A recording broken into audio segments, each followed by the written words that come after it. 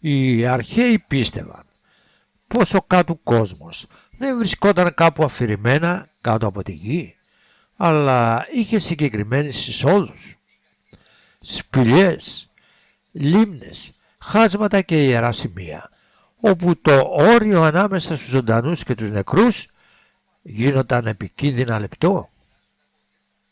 Αυτές ήταν οι λεγόμενες πύλες του Άδη. Και πιο ανατριχιαστικό, πολλές από αυτές υπάρχουν ακόμα. Καλώς ήλθατε και πάλι στο κανάλι μας. Σήμερα θα μιλήσουμε για τις 7 πύλες του Άδη στην Ελλάδα. Κάντε εγγραφή για να μην χάνετε κανένα επεισόδιο. Κάντε κοινοποίηση σε άτομα που τους αρέσει η ιστορία και γράφτε το σχόλιο σας. Οι 7 πύλες του Άδη στην Ελλάδα. Πραγματικές τοποθεσίες με μαύρο παρελθόν. Εκεί που η γη ανοίγει προς το σκοτάδι, υπάρχουν πραγματικές πύλες του Άδη στην Ελλάδα. Σπηλιές, λίμνες και ιερά που οι αρχαίοι πίστευαν πως οδηγούν στον κάτω κόσμο. Εδώ εξερευνούμε 7 πραγματικές τοποθεσίες γεμάτες μύθους, τελετές, νεκρομαντία και απαγορευμένες γνώσεις. Η Ελλάδα που δεν σου έδειξαν ποτέ. Εκεί που το φως συναντά το σκοτάδι και οι άνθρωποι σιωπούν. Η αρχαία Ελλάδα δεν ήταν μόνο ναή, φως και φιλοσοφία. Ήταν και ένας τόπος όπου ο θάνατος δεν θεωρούταν το τέλος, αλλά ένα πέρασμα. Σε αυτό το βίντεο θα δεις ποιες τοποθεσίες θεωρούνταν η είσοδος στον Άδη, γιατί οι αρχαίοι φοβούνταν να τις πλησιάσουν, νεκρομαντία, χρησμούς και σκοτεινές τελετές. Τι λένε οι αρχαίες πηγές και οι σύγχρονοι ιστορικοί? Η ιστορία έχει και τη σκοτεινή της πλευρά. Υπήρχαν μέρη στην Ελλάδα όπου οι αρχαίοι δεν τολμούσαν να πλησιάσουν μετά τη δύση του ήλιου. Όχι γιατί φοβούνταν τους ανθρώπους, αλλά ότι δεν ήταν πια άνθρωπος. Δεν είναι μυθοπλασία. Είναι πραγματικές τοποθεσίες και έχουν μαύρο παρελθόν. Απόψε θα ανοίξουμε τις 7 πύλες του Άδη στην Ελλάδα.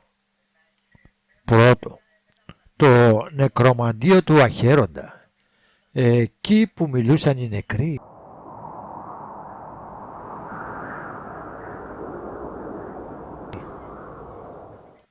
Ήπειρος, εκεί που ο Αχέροντας ποταμός συναντά τη γη των ζωντανών. Αχέροντας, ποταμός που συνδέθηκε με τις μυθικές πύλες του Άδη και την ροή των ψυχών. Σύμφωνα με την αρχαία μυθολογία, ο Ερμής οδηγούσε τις ψυχές στον Άδη μέσω του Αχέροντα. Επίκληση νεκρών, υπόγειοι διάδρομοι, αέρια που προκαλούσαν παραισθήσεις. Στην Ήπειρο, κοντά στη συμβολή του Αχέροντα, του Κοκκιτού και του Περιφλεγέθοντα, βρισκόταν το διασημότερο νεκρομαντίο του αρχαίου κόσμου. Στις βορειοδυτικές όχθες της αχερουσίας λίμνης, η οποία αποτελούσε την είσοδο του κόσμου των ψυχών. Δεν ήταν τόπος λατρείας θεών. Ήταν τόπος επικοινωνίας με τις ψυχές.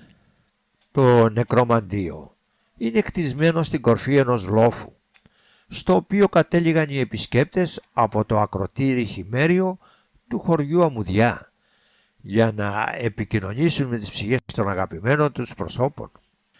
Οι επισκέπτες περνούσαν από πολυήμερη νηστεία, απομόνωση και τελετουργίες που προκαλούσαν σωματική και ψυχική εξάντληση. Για τους αρχαίους, εδώ δεν φαντάζονταν τους νεκρούς. Τους συναντούσαν. Οι αρχαίοι πίστευαν πως εδώ μπορούσες να μιλήσεις με τους νεκρούς. Ιερέας: μη κοιτάξεις πίσω σου. Αν ακούσεις φωνή, δεν είναι για σένα. Μειούμενος: τους βλέπω. Είναι οι ψυχές. Ιερέας: όχι, είναι οι αναμνήσεις τους. Οι υπόγειοι διαδρόμοι και μία ιδέα που πάγωνε το αίμα. Ότι εδώ ο Άδης άκουγε.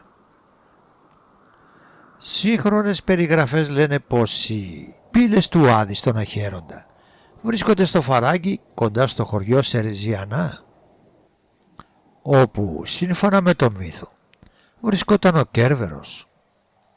Η παλαιότερη αναφορά του νεκρομαντίου του Αχέροντα γίνεται από τον Όμηρο στην Οδύσσεια.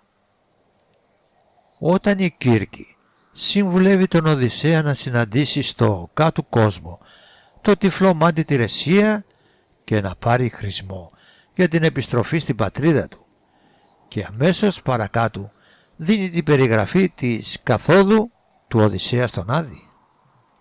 Το νεκρομαντίο ανάγεται στη Μικηναϊκή εποχή 14ος και 13ος αιώνας π.Χ. Το νεκρομαντίο ήταν ένας αρχαίος ελληνικός ναός νεκρομαντίας αφιερωμένος στον Άδη και στην Περσεφόνη. Σύμφωνα με την παράδοση βρίσκονταν στις όχθες του ποταμού Αχέροντα στην Ήπειρο, κοντά στην αρχαία πόλη Εφύρα. Αυτή η τοποθεσία πιστεύονταν από τους πιστούς ότι ήταν η πύλη προς τον Άδη, το βασίλειο των νεκρών. Η σημασία των ονομάτων των ποταμών έχει ερμηνευτεί ως Άχαρη, Αναμένα Κάρβουνα και Θρήνος.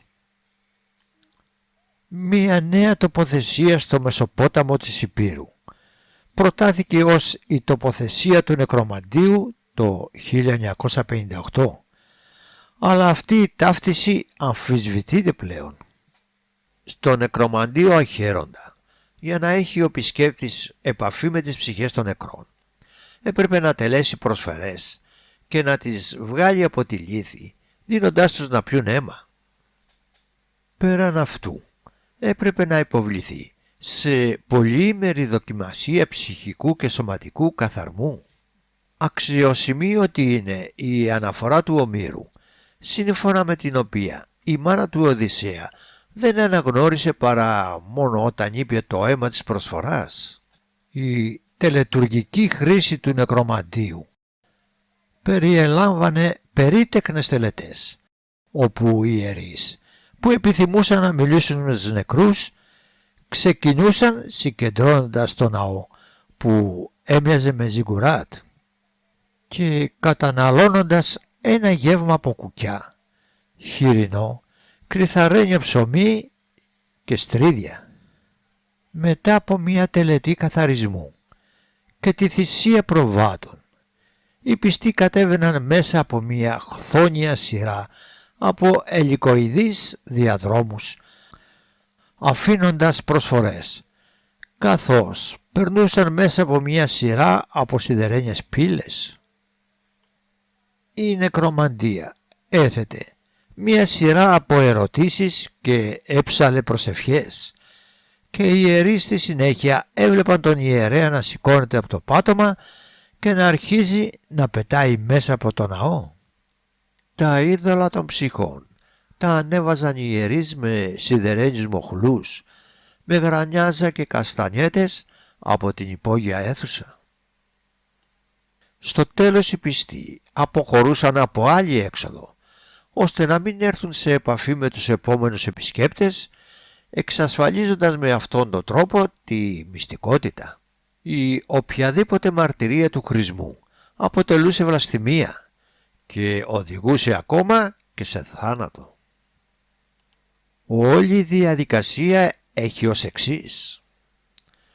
Μόλις ο επισκέπτης διέσχιζε την είσοδο του νεκρομαντίου, βρισκόταν στην υπαίθρια αυλή 1. Οι ιερείς τον υποδέχονταν και τον οδηγούσαν στα δωμάτια υποδοχής 2 που βρίσκονταν δίπλα. Εκεί υπήρχαν και άλλα δωμάτια, τα οποία ήταν βοηθητικοί χώροι ή χώροι προσωπικού. Το πρώτο πράγμα που έκαναν οι ιερείς του νεκρομαντίου ήταν να πάρουν πληροφορίες για τον λόγο της επίσκεψης, την οικονομική και κοινωνική κατάσταση του επισκέπτη και στη συνέχεια τον οδηγούσαν στο νότιο τμήμα της αυλής, όπου βρισκόταν τα δωμάτια παραμονής και προδιέτησης 3. Εκεί παρέμεναν οι επισκέπτες για να προετοιμαστούν για τη δοκιμασία που θα ακολουθήσουν. Μετά την προετοιμασία τους, ο ιερέας τους οδηγούσε μέσα από τις 2 πύλες 4 και 5 στα υπνοδωμάτια 6. Όταν έκρινε ο ιερέας ότι κάποιος ήταν έτοιμος, τον οδηγούσε στο ανατολικό διάδρομο μέσα από την πύλη 8. Πριν από αυτό όμως, επισκεπτόταν το λουτρό 7, όπου έριχνε μία αναθηματική πέτρα δεξιά του για να ξορκίσει το κακό και έμπλαινε τα χέρια του στο λουτήρα ένα πιθάρι με νερό.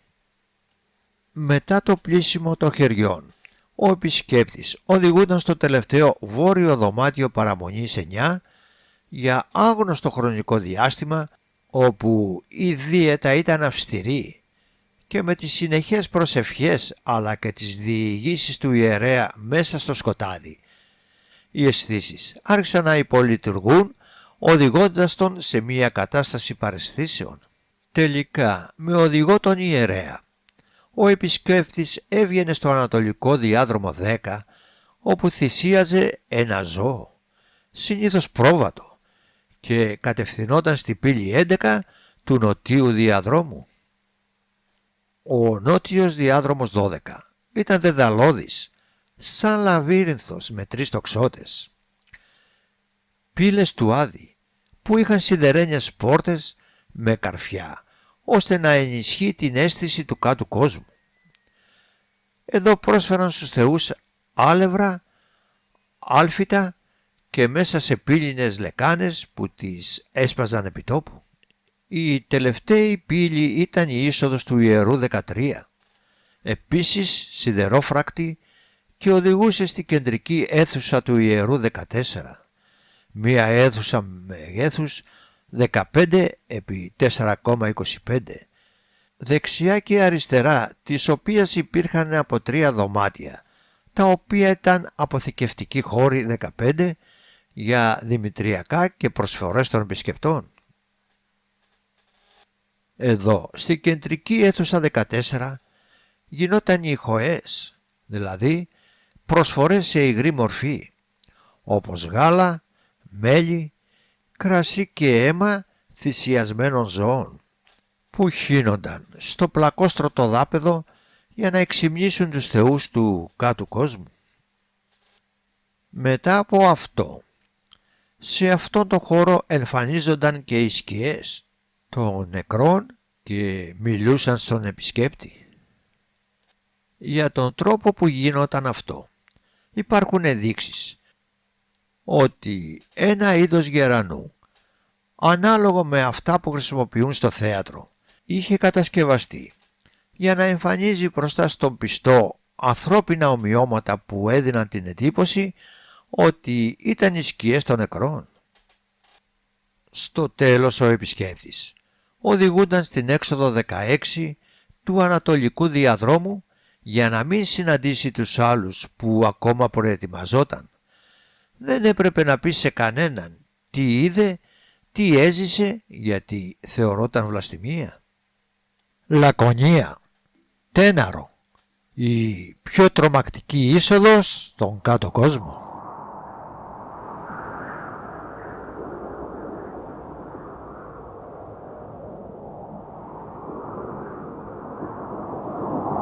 Στο νοτιότερο άκρο της Ελλάδος, στη Μάνη, εκεί που η γη τελειώνει. Στην αρχαία ελληνική παράδοση το σπήλαιο στο ακροτήριο Τέναρο πιστεύονταν ότι ήταν μία από τις εισόδους του Άδη, το βασίλειο των νεκρών. Οι αρχαίοι πίστευαν πως εδώ βρισκόταν μία από τις ισχυρότερες εισόδους στον κάτω κόσμο. Ο Ορφέας δεν ήρθα για να παρακαλέσω τον Άδη, ήρθα για να πάρω αυτό που μου ανήκει. Από εδώ, λένε, κατέβηκαν ο Ηρακλής για να φέρει το Κέρβερο, ο Ορφέας για να σώσει την Ευρυδίκη και ο Θησέας. Κάποιοι δεν γύρισαν ποτέ ήδη, τόλμησαν ήρωες και πλήρωσαν το τίμημα. Στο ακροτήριο Τέναρο, στο νοτιότερο άκρο της Ελλάδας, υπήρχε ένα σπήλαιο αφιερωμένο στον Άδη και την Περσεφόνη. Οι τόποι για αιώνες απέφευγαν το σπήλαιο μετά τη δύση του ηλίου. Όχι από δυσιδαιμονία, αλλά από σεβασμό στον θάνατο. Στην ελληνική μυθολογία, το ακροτήριο Τέναρο, που ονομάζεται επίσης ακροτήριο Ματαπάν, από τη δωρική ελληνική φράση μετεπαία άκρα, που σημαίνει ακροτήριο ανάμεσα σε δύο θάλασσες.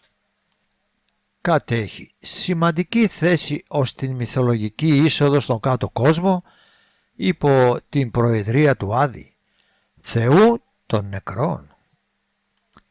Η σπηλιά στην άκρη του ακροτηρίου, γνωστή ως σπήλες του Άδη, χρησίμευε ως κατόφλι μεταξύ του κόσμου των ζωντανών και του βασιλείου των νεκρών. Για τους αρχαίους Έλληνες, το βασίλειο του Άδη πιστεύονταν ότι ήταν μια απέραντη επικράτεια όπου οι ψυχές των νεκρών ταξίδευαν μετά το θάνατο, καθοδηγούμενες από τον Ερμή, τον αγγελιοφόρο των θεών, για να αντιμετωπίσουν την κρίση. Την είσοδο φρουρούσε ένα τρομακτικό πολυκέφαλο σκυλί, ο διαβόητος Κέρβερος, γνωστός και ως κυνηγόσκυλο του Άδη, που εμπόδιζε τους ζωντανούς να εισέλθουν και τους νεκρούς να δραπετεύσουν.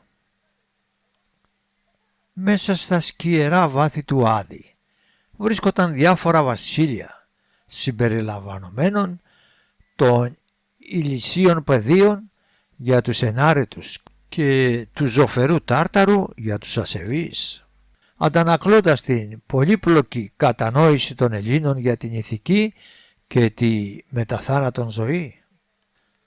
Αρχαία γραπτά είναι γεμάτα αναφορές και σε αυτή την δυσίωνη πύλη που την απεικονίζουν ως τόπο τρόμου και ευλάβειας. Προσκυνητές και τυχοδιώκτες της αρχαιότητας ταξίδευαν στην άκρη του ακροτηρίου Τέναρο αναζητώντας πνευματική φώτιση ή για να αποσπάσουν φόρο τιμή στους θεούς του κάτω κόσμου. Ένας ναός νεκρομαντίας, νεκρομαντίο ή μαντίο των νεκρών, σαν σπηλιά, ιδρύθηκε στο ακροτήρι, όπου οι αρχαίοι πραγματοποιούσαν τελετουργίες, επικλήσεις για να επικοινωνήσουν με τα πνεύματα των νεκρών των προγόνων τους. Ο Σχηθροπός Χάροντας. Σήμερα οι ντόπιοι ψαράδες υποδεικνύουν μία τρύπα στο βράχο στη δυτική πλευρά της Χερσονήσου, ως την θρυλική πύλη προς τον κάτω κόσμο. Σε κοντινή απόσταση βρίσκονται τα διάσπαρτα ερείπια ενός αρχαίου οικισμού, συμπεριλαμβανομένων των κατόψεων ρωμαϊκών επαύλων που φτάνουν μέχρι το γόνατο, ακριβώς πάνω από τη Βοτσαλωτή παραλία, Άρια, όπου οι ψαράδες δένουν τα σκάφη. Το πιο εντυπωσιακό χαρακτηριστικό εδώ είναι ένα όμορφο διατηρημένο ρωμαϊκό μοσαϊκό δαπέδου του 1ου αιώνα μετά Χριστόν, με κυκλικό κυματοειδές μοτίβο, γνωστό τοπικά ως το αστέρι της Άριας. Σύμφωνα με το περιηγητή Παυσανία του Δευτέρου αιώνα μετά Χριστόν, το σμιλεμένο κανάλι στην ανατολική πλευρά του Πόρτο Στέρνες, το οποίο είναι ακόμα ορατό, ήταν η διαδρομή που ακολουθούσαν οι ψυχές των νεκρών στο διάδρομο προς τον κάτω κόσμο, τις οποίες μετέφερε ο Σκυθροπός Πορθμέας Χάροντας. Ο Έλληνας γεωγράφος Στράβων, γράφοντας στις αρχές του 1ου αιώνα μετά Χριστόν, περιέγραψε επίσης ένα ιερό άλσος με μία κοντινή σπηλιά.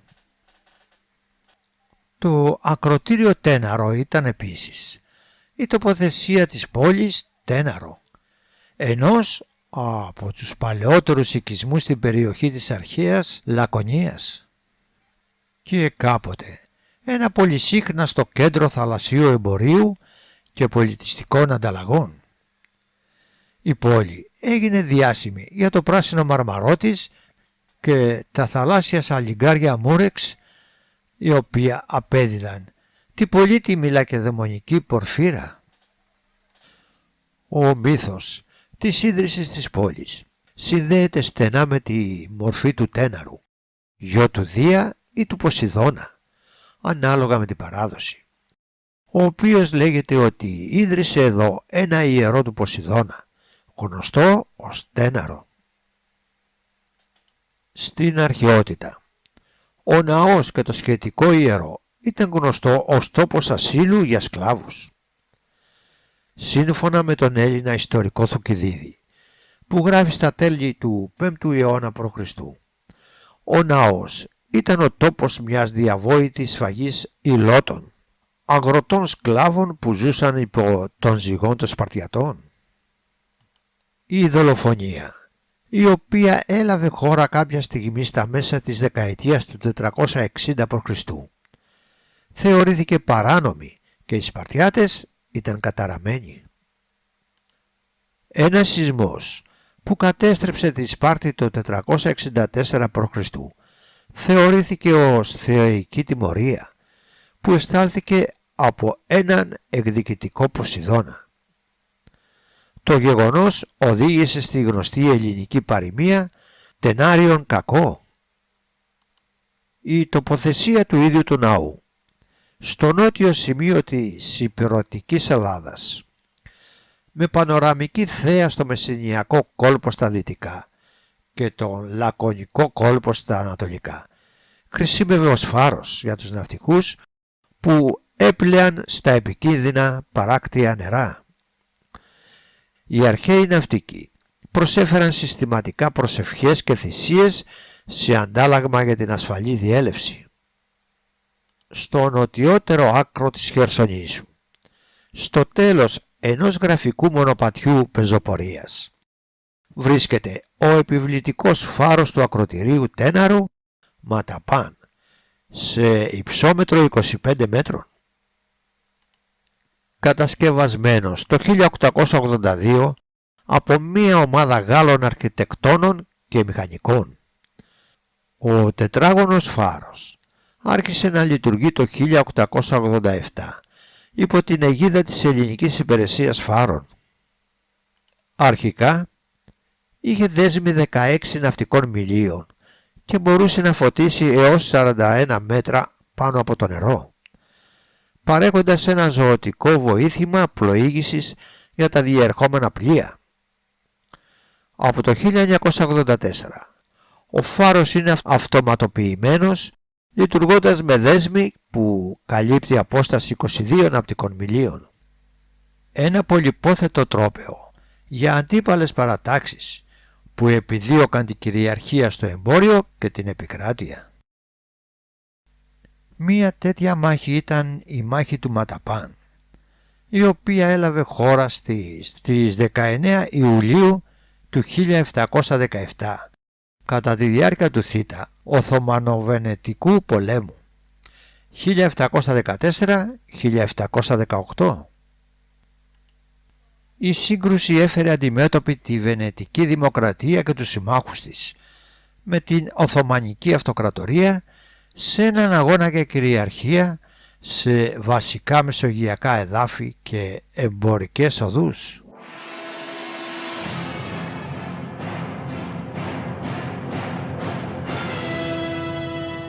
Πύλη 3. Η Αχερουσία Λίμνη, το λιμάνι των ψυχών. Θεσπρωτεία, η λίμνη της σιωπής. Η Αχερουσία Λίμνη συνδέθηκε με το Χάροντα και την πορεία των ψυχών στον Άδη, εκεί που οι ψυχές περίμεναν το Χάροντα. Το νερό ακίνητο, βαρύ, σαν να μην ανήκει στον κόσμο μας. Χάρον, έχεις τον οβολό? Ψυχή τρέμοντας, ναι. Χάρον, τότε μην κλείς ξανά. Η Αχερουσία Λίμνη δεν ήταν απλώς λίμνη. Ήταν το σημείο αναμονής, πέρασμα των ψυχών, συνδεδεμένη με τον Χάροντα. Εδώ, σύμφωνα με την παράδοση, οι ψυχές περίμεναν το Χάροντα για να τις περάσει στον κάτω κόσμο. Το νερό θεωρούταν ιερό αλλά και επικίνδυνο. Η ηρεμία του δεν ήταν γαλήνη, ήταν σιωπή πριν το τέλος. Σε πολλές αρχαίες πηγές η λίμνη περιγράφεται ως βαριά, ακίνητη, σχεδόν αφύσικη. Ένας τόπος που δεν άνοικε ούτε στους ζωντανούς ούτε στους νεκρούς. Η Αχερουσία Λίμνη ανασένει στη σιωπή και το μυστήριο. Τα νερά της, βαθιά και σκοτεινά, καθρεφτίζουν ένα κόσμο όπου το φως διστάζει να κατοικήσει. Εδώ, λένε οι παλιοί, ακουμπούσε το σύνορο της ζωής και του θανάτου και ο Αχέρον οδηγούσε τις ψυχές στον άγνωστο δρόμο τους. Στις όχθες της, ο άνθρωπος έμαθε να σωπαίνει, να φουκρίζεται το ψίθυρο των σκιών και να συλλογίζεται την εφήμερη φύση της ύπαρξής του. Η λίμνη δεν είναι μονάχα τόπος, είναι μνήμη, φόβος και προσμονή, ένα αέναο βλέμμα στα άρρητα.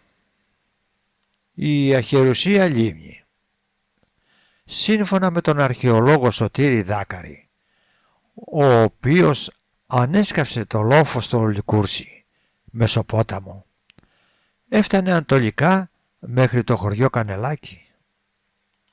Μέχρι πριν 60 περίπου χρόνια στην Αχερουσία Λίμνη σχημάτιζε ο Αχέροντας κοντά στο χωριό Καστρί, αρχαία Πανδοσία, απικία των Ηλίων. Τα πλεονάζοντα νερά της, που ξεχύνονταν από τη δυτική όχθη στο ύψος της Εφύρας και του Νεκρομαντίου Μεσοπόταμος, ξανασχημάτιζα τον Αχέροντα που στο σημείο αυτό δεχόταν τα νερά του Μαύρου Κοκκιτού και του Βουβού Περιφλεγέδων. Από εκεί το ποτάμι συνέχιζε την πορεία του ως τον όρμο της Αμμουδιάς, το αρχαίο λιμάνι της Ελέας, κοντά στο ακροτήριο Χιμέριον. Σήμερα το λιμάνι της Αμμουδιάς έχει απομακρυνθεί από το ιερό του Άδη 4,5 χιλιόμετρα. Στην αρχαιότητα όμως η θάλασσα εισχωρούσε πολύ πιο βαθιά στο εσωτερικό, όπως φαίνεται από τα αλλεπάλληλα τόξα που έχει η βλάστηση, καθώς παρακολουθούσε τις διαδοχικές μεταβολές του κόλπου λιμανιού.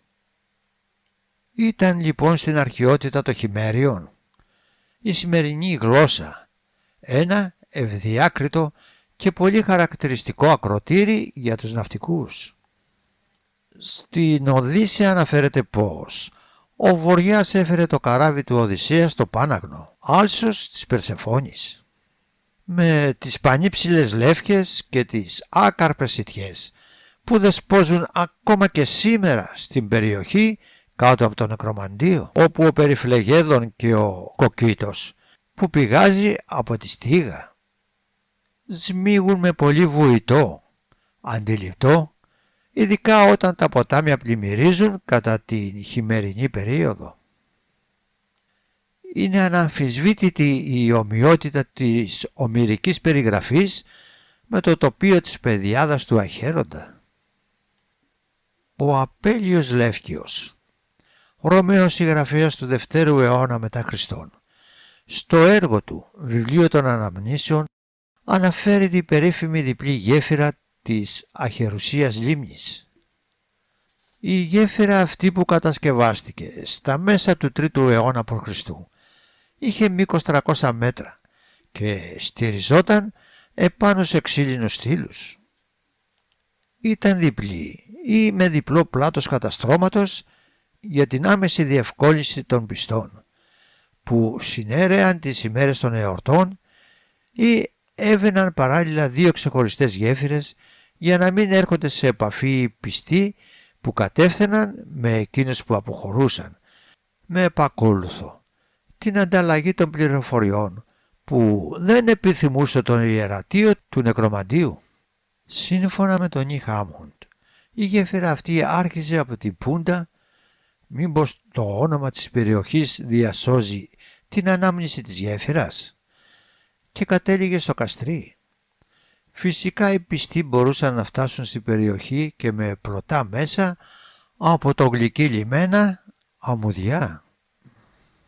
Ο Όμηρος στην Οδύσσεια περιγράφει αναλυτικά την περιοχή κατά την κάθοδο του Οδυσσέα στον Άδη. Μετά την αποξήρανση της λίμνης Αχερουσίας, τη δεκαετία του 50, η όλη γεωγραφία της περιοχής είχε αλλάξει και το μόνο που παραμένει είναι η ήρεμη συμβολή του Αχέροντα και του Βοβού ποταμού στην πεδιάδα, λίγα μέτρα κοντά στο λόφο του Νεκρομαντίου.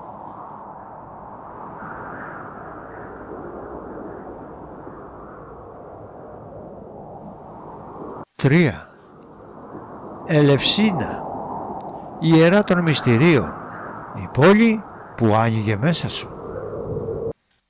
Δεν ήταν σπήλαιο, δεν ήταν λίμνη, ήταν τελετή. Τα ελευσίνια μυστήρια συμβόλιζαν την κάθοδο και την ανάβαση από προς το θάνατο και τα όρια του κόσμου. Είχε κάτι πιο επικίνδυνο, γνώση. Στην Ελευσίνα οι μοιημένοι βίωναν συνολικά τον θάνατο, την κάθοδο και την επιστροφή. Μοίηση, θάνατος και αναγέννηση, απαγορευμένες τελετές. Ιεροφάντης, όποιος μπει εδώ δεν θα ξαναδεί τον κόσμο με τα ίδια μάτια. Μειωμένοι, θα πεθάνω? Όχι, θα μάθεις τι σημαίνει θάνατος. Όσοι συμμετείχαν ορκίζονταν σιωπή και κρατούσαν τον όρκο για αιώνες. Όμως όλοι συμφωνούσαν σε ένα πράγμα. Όποιος πέρασε τα μυστήρια δεν φοβόταν πια το θάνατο. Ίσως γιατί είχε ήδη περάσει την πύλη. Τα Ελευσίνια ήταν γιορτή και μυστηριακή τελετή που πραγματοποιούταν στην Ελευσίνα της Αττικής προς τιμή της θεάς Δήμητρας και της Περσεφόνης. Κατά κοινή παραδοχή επρόκειτο για την ιερότερη και σεβαστή τελετή από όλες τις γιορτές της αρχαίας Ελλάδας. Έχοντας ξεκινήσει από τη Σαμοθράκη και τα καβύρια μυστήρια μεταφέρθηκαν στην Ελευσίνα από Θράκες απίκους. Άρχισαν να αποκτούν μεγάλη φήμη κατά τον καιρό του Πισίστρατου και έφτασαν στο απόγειο της ακμής τους κατά τον χρυσό αιώνα του Περικλή. Σε ό,τι αφορά την προέλευση των μυστηρίων, στα σχετικά κείμενα των αρχαίων συγγραφέων ως συνήθως αναμειγνύονται μυθικά και ιστορικά στοιχεία, πάνω στα οποία δεν μπορεί να βασιστεί κάποια ακριβής χρονολόγηση. Κατά τη μυθολογία, ιδρυτής τους θεωρούταν ο Εύμολπος ή ο Μουσαίος. ο οποίος θεωρούταν γιος του Ορφέα και τελετάρχης στα μυστήρια. Θεωρίες επίσης υποστηρίζουν ότι ιδρυτής τους ήταν ο Ερεχθέας, που εισήγαγε την τελετή από την Αίγυπτο, Πολ Φουκάρ, ή ακόμα και η ίδια η Δήμητρα, η οποία έφτασε στην Ελευσίνα ψάχνοντας για την Περσεφόνη και προσέφερε σιτηρά στους κατοίκους, εγκαινιάζοντας τις τελετές και τα μυστήρια. Μάλιστα, λένε ότι κοντά στη Καλύχωρο, πηγή στην Ελευσίνα, βρισκόταν ένας βράχος, η Αγέλαστος Πέτρα, στον οποίο κάθισε να ξεκουραστεί η Δήμητρα και αργότερα γύρω από αυτόν οι γυναίκες της Ελευσίνας έψαλαν ύμνους προς την Θεά, η διήγηση του Παυσανία για τις αρχές των μυστηρίων. Σύμφωνα με αυτή, κατά τη βασιλεία του Ερεχθέα ξέσπασε πόλεμος μεταξύ Αθηναίων και Ελευσινίων, μετά το τέλος του οποίου και την ήττα των τελευταίων η Ελευσίνα έγινε ένας από τους δήμους της Αττικής και αναγνωρίστηκε η κυριαρχία των Αθηναίων στα πάντα εκτός από τις τελετές, τις οποίες επιθυμούσαν να διατηρήσουν να διεξάγουν οι Ελευσίνοι. Συνεπώς, κατά τον Παυσανία, το ιερατείο ήταν υπεύθυνο για τη τελετή, αποτελείτο από τους απόγονους του Ευμόλπου, τους Ευμολπίδες, της κόρης του βασιλιά του Κελαίου και το ιερατικό γεγονός των Κηρύκων, οι οποίοι απέδιδαν την καταγωγή τους στον Ερμή και την Άγλαυρο. Από τους Ευμολπίδες προέρχονταν ο ιεροφάντης των μυστηρίων, ενώ από τους Κήρυκες ο Δαδούχος. Αν και θεωρείται σίγουρο ότι στην προϊστορία θα υπήρχαν λατρείες και τελετές που σχετίζονται με τη γεωργία, τη φύση και την εναλλαγή των εποχών, τα υπάρχοντα αρχαιολογικά ευρήματα δεν επαρκούν ώστε με βεβαιότητα να τοποθετηθεί η απαρχή των μυστηρίων σε προϊστορική περίοδο. Οι πρώτες συστηματικές αρχαιολογικές ανασκαφές άρχισαν στην Ελευσίνα το 1882 από την Εναθήνες Αρχαιολογική Εταιρεία και σταδιακά απεκάλυψαν τα κτίρια που σχετίζονταν με τη λατρεία. Οι αρχαιότερες κατασκευές, οι οποίες με βεβαιότητα μπορούν να συνδεθούν με τα μυστήρια, ανάγονται στον 8ο π.Χ. αιώνα. Όμως, κάτω από τα ερείπια του τελεστηρίου, κατά τη δεκαετία του 1930, βρέθηκαν τείχη και τμήματα άλλου κτηρίου, που ανάγεται στην ύστερη περίοδο του Χαλκού, 1550-1110 π.Χ. Το κτίριο αυτό ονομάστηκε από τους αρχαιολόγους Μέγαρο Β και διατυπώθηκαν διαφορετικές θεωρίες για ποια ήταν η χρήση του. Αρχαιολόγοι όπως ο Γάμα Μιλωνάς και ο Ιωάννης Στραυλός θεώρησαν ότι ήταν χώρος λατρείας της Δήμητρας και ότι έτσι υπήρχε συνέχεια της λατρείας από τη Μικηναϊκή μέχρι την ιστορική περίοδο. Από την δεκαετία του 1980 αμφισβητήθηκε η λατρευτική χρήση του κτίσματος και θεωρήθηκε ότι μπορεί να ήταν χώρος κατοικίας.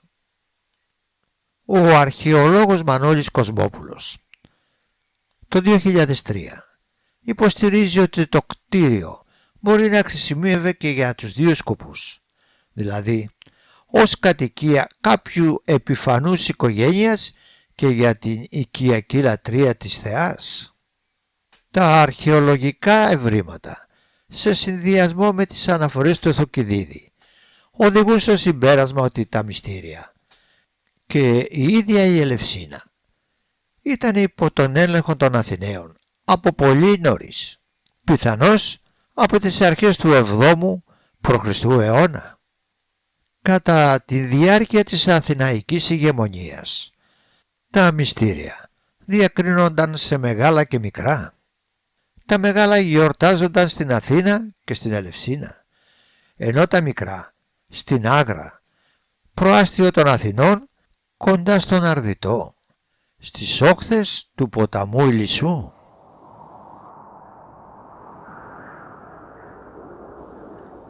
Πέντε. Στο σπήλαιο του Δηρού, Μάνη, ένας υπόγειος κόσμος χωρίς τέλος.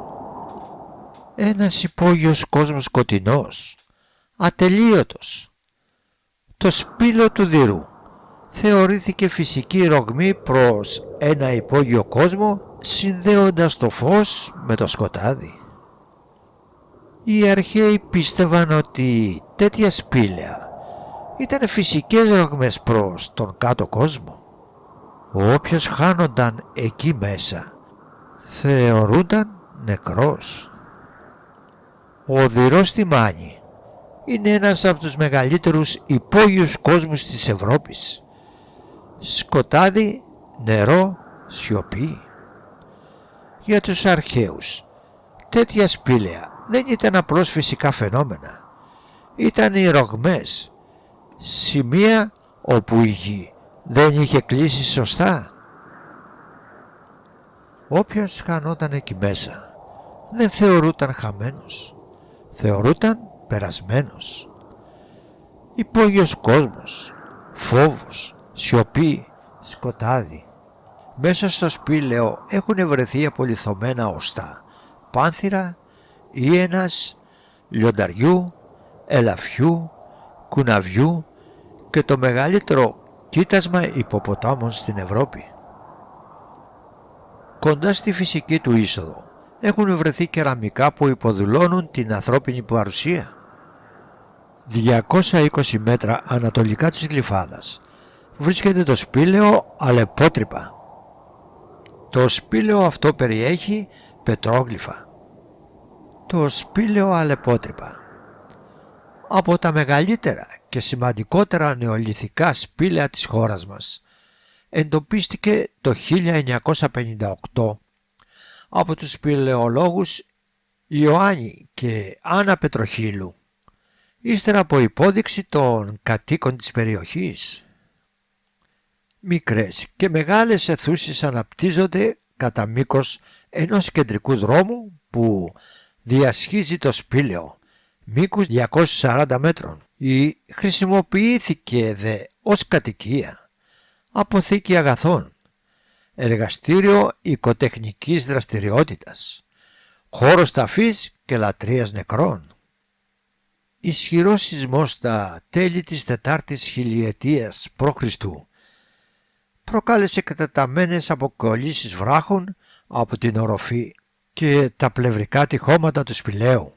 Έφραξε την είσοδό του και εκλόβησε τους χρήστες του. Επιπλέον, όπως ανακάλυψαν οι αρχαιολόγοι, το σπήλαιο χρησιμοποιούταν σαν νεκροταφείο, όπου λάμβαναν χώρα νεκρικές τελετές. Η διαπίστωση αυτή οδήγησε τους επιστήμονες στο συμπέρασμα ότι πιθανότατα ενέπνευσε τους μύθους για τον κόσμο του Άδη. Στο σπήλαιο, που ανακαλύφθηκε κατά λάθος τη δεκαετία του 50, ζούσαν εκατοντάδες άνθρωποι μέχρι αυτό να καταρρεύσει πριν 5.000 χρόνια. Έτσι καθίσταται ένας από τους αρχαιότερους προϊστορικούς οικισμούς της Ευρώπης. Ο Γιώργος Παπαθανασόπουλος προκρίνει τη θεωρία ότι οι άνθρωποι της νεολιθικής εποχής πίστευαν ότι εκείνη ήταν η είσοδος για τον κάτω κόσμο. Σύμφωνα με τον ίδιο, τα κεραμικά δεν προέρχονται από την περιοχή της Σπηλιάς, αλλά ήρθαν από αλλού. Οι ταφές και οι τελετουργίες έδιναν στο σπήλαιο μία αίσθηση του κάτω κόσμου. Είναι σαν τον Άδη, μαζί με το ποτάμι της Τιγός, σημειώνει ο Μάικλ Γκάλατη, συνεργάτης του Γιώργου Παπαθανασόπουλου. Η Αλεπότρυπα υπήρχε πριν την εποχή του Χαλκού. Έτσι μπορούμε κατά ένα τρόπο να δούμε την αυγή της εποχής που οδήγησε στην εποχή των ηρώων της Ελλάδας. Σημειώνει. Ιδιαίτερο ενδιαφέρον παρουσιάζει ακόμα το γεγονός ότι οι ανασκαφές δεν έχουν ολοκληρωθεί. Θα μπορούσε κάλλιστα να έχουμε ανθρώπους του Νεάντερνταλ εκεί κάτω. Απλά δεν έχουμε σκάψει αρκετά βαθιά ώστε να μάθουμε, λέει ο Μάικλ Γκάλαντι. Μάλιστα, η παραπάνω θεωρία ενισχύεται από την ύπαρξη τεχνουργημάτων Νεάντερνταλ που υπάρχουν στις σπηλιές στο διπλανό κόλπο. Είναι δύσκολο να πιστέψει κανείς ότι δεν θα υπάρχουν τέτοιες ενδείξεις και στην Αλεπότρυπα, τονίζει. Το πλούσιο οστεολογικό υλικό και τα άφθονα ευρήματα, κεραμική, λίθινα, χάλκινα και οστεολογικά εργαλεία και όπλα, αργυρά, πύληνα κοσμήματα, πύληνα και λίθινα και οστινά ανθρωπόμορφα και ζωόμορφα ειδόλια μαρτυρούν ότι στην Αλεπότρυπα αναπτύχθηκε μια πολυάνθρωπη κοινωνία με εμποροναυτικό και γεωργοκτηνοτροφικό χαρακτήρα. Στην είσοδο του σπηλαίου της Αλεπότρυπας βρίσκεται το νεολιθικό μουσείο Δηρού, όπου εκτίθονται αντιπροσωπευτικά ευρήματα του σπηλαίου, κεραμική, εργαλεία, όπλα, κοσμήματα, ειδόλια, οστεολογικό υλικό.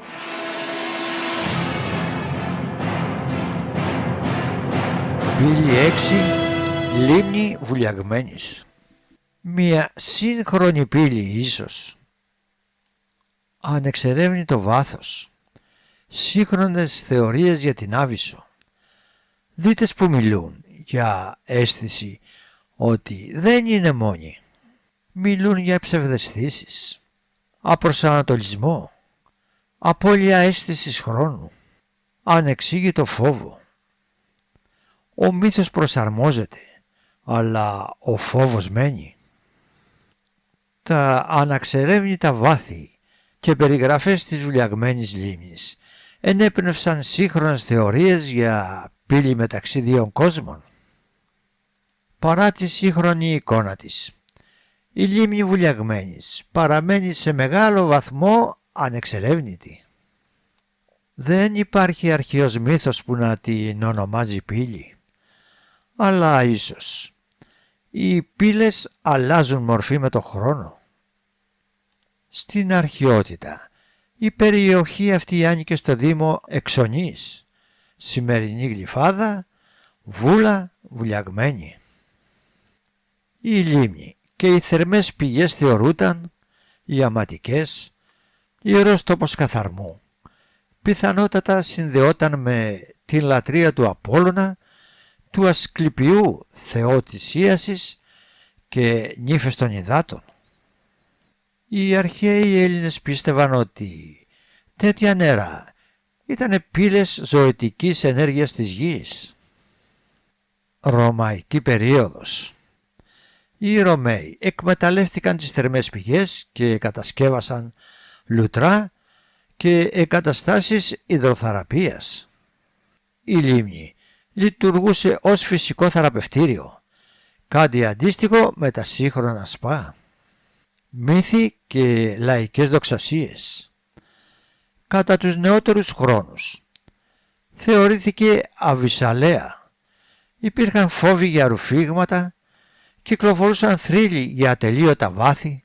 Στην πραγματικότητα το μέγιστο βάθος επιφάνειας 40 μέτρα. Τα σπήλαια όμως φτάνουν εκατοντάδες μέτρα και εκτείνονται προς τη θάλασσα και ξηρά. Γι' αυτό και παραμένει μυστηριακός τόπος. Σύγχρονη εποχή. Σήμερα η λίμνη Βουλιαγμένης είναι προστατευόμενο φυσικό μνημείο, χώρος λουτροθεραπείας, αντικείμενο επιστημονικής έρευνας, γεωλογία, σπηλαιολογία, ιατρική. Συνοπτικά, η λίμνη της Βουλιαγμένης είναι γεωλογικό φαινόμενο. Αρχαίο ιερό νερό. Τόπος μύθου, φυσικό θεραπευτήριο. 7. Τα σφραγισμένα χάσματα. Όταν ο άνθρωπος φοβήθηκε. Χάσματα σε αρχαίες πόλεις. Σε πολλές αρχαίες πόλεις, χάσματα στη γη σφραγίστηκαν τελετουργικά. Όχι για να προστατευτούν οι άνθρωποι από την πτώση, όχι για την ασφάλεια, αλλά από φόβο, αλλά για να μην βγει κάτι έξω. Οι πηγές μιλούν για φωνές, αναθυμιάσεις, όνειρα και για αποφάσεις αρχόντων που έλεγαν απλά «Κλείστε το και ξεχάστε το». Μέρη που σφραγίστηκαν, θρύλοι για φωνές και σκιές. Πολίτης. Ακούγονται φωνές τη νύχτα. Άρχον. Τότε ρίξτε πέτρες και μείνετε ξανά για αυτό. Τι είναι οι πύλες? Ήταν αληθινές πύλες. Αρχές παραδόσεις αναφέρουν πως χάσματα στη γη σφραγίστηκαν για να εμποδίσουν την έξοδο πνευμάτων ή του κάτω κόσμου. Ίσως οι πύλες του Άδη να μην ήταν φυσικές εισόδοι. Ίσως να ήταν μέρη που ο άνθρωπος ερχόταν πιο κοντά από ποτέ στον φόβο, στον θάνατο και στον ίδιο του τον εαυτό. Και ίσως αυτό να ήταν αρκετό να τις ονομάσει πύλες. Ή μήπως μέρη που ο άνθρωπος ένιωθε πιο κοντά στο θάνατο από ποτέ. Οι 7 πύλες του Άδη υπάρχουν ακόμα. Δεν τις φυλάνε δαίμονες, ούτε θεοί. Τις φυλάει ο φόβος μας. Και ίσως αυτός να ήταν πάντα ο πραγματικός φύλακας του κάτω κόσμου. Αν σου άρεσε αυτό το άθρο, μοιράσου το, γιατί κάποια μυστήρια επιβιώνουν μόνο όταν τα θυμόμαστε.